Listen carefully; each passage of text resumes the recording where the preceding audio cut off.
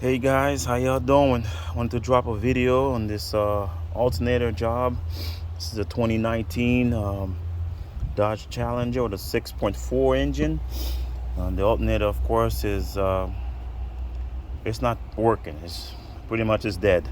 It's only putting out 11.3 volts or something like that. We figured it out. That was the problem. But this alternator job, it can be done. Obviously, you got to do a few things. First, what I would do, most people can do it. They do it too. We're just leaving the water hose, the radiator hose here, um, right here, and they can get to the alternator, which you can.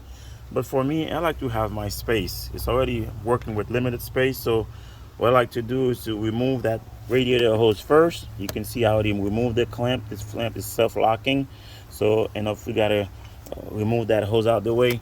And of course, this hose has got a spring in there for tension, so sometimes you have to remove both end of the hose. If it was one of those flexible hoses where you can just tuck it out the way and it would be good, but this one you can't really bend it too much because of the spring.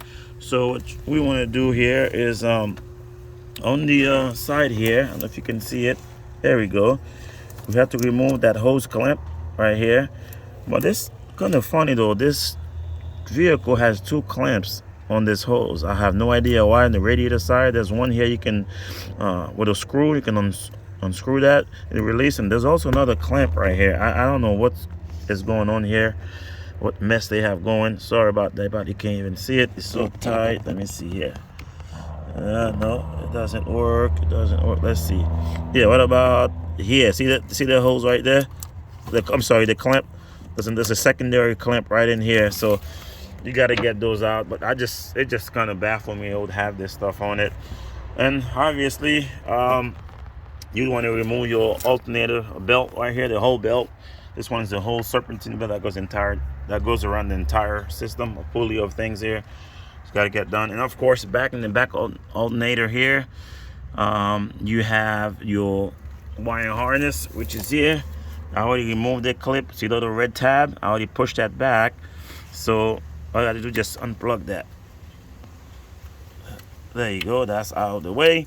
But you also have the 12 volt voltage coming from the battery. You see the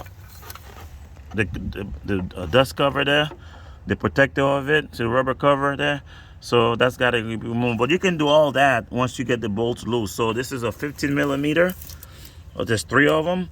So you got one on top, and we have two on the bottom. But the back one, it goes towards the top of that motor mount. So you got the motor mount there. You got to remove that bracket there. So there's two bolts. So two on the bottom, one on the top here. So you remove them, but just the only trick is you got to remove the back one that has the bracket on it that goes back to the motor mount, and you got to get to those and go ahead and remove those, and you'll be free. So once you remove the alternator, you can turn it the way you want. You can remove that the back the charging hose wire rather that goes back to the battery. So and you notice the battery here, that's where it would go.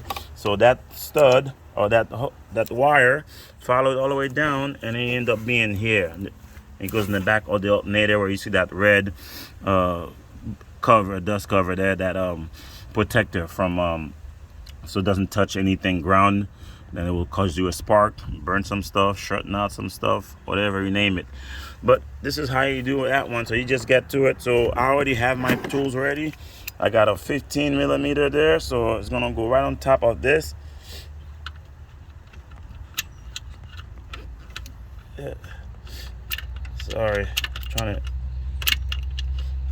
do that one hand, trying to show you the bolt. But anyway, sorry about that. There we go. Yeah. So now I've already tried it out. So it's a 15 millimeter. You notice it's right there. So there's a 15 in there, and you just kind of do your thing. So it's already loose. So which is a good thing. I already loosened it before off camera. So So it's still a little tight though. Yeah, she's coming. There you go. Yeah. But anyway, that's the first bolt. So the bottom one has 2 bolts. But I'll just thread it out a little bit and leave that for support, because I'm going to need when I remove those 2 bolts in the bottom, I'll still have a bolt on the top to support it. It doesn't drop on my hand or something like that. And you just still got to remove that bracket. But first of all, we'll move that belt, hose. There we go.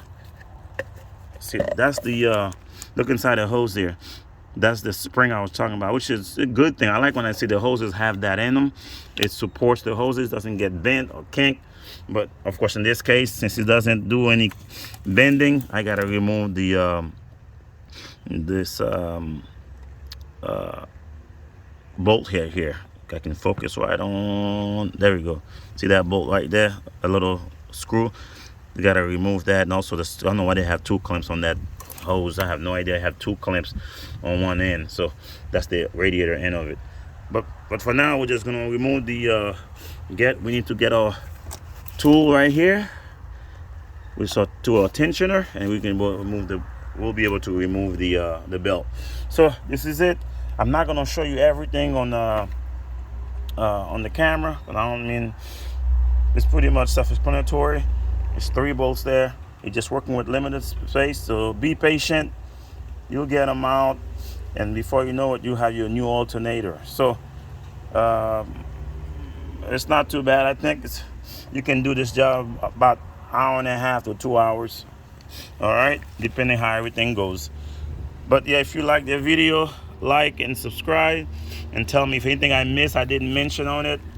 Please give me your comments, and I will make sure I'll fix that up and to do better next time. So again, thank you. This is Will. Peace out.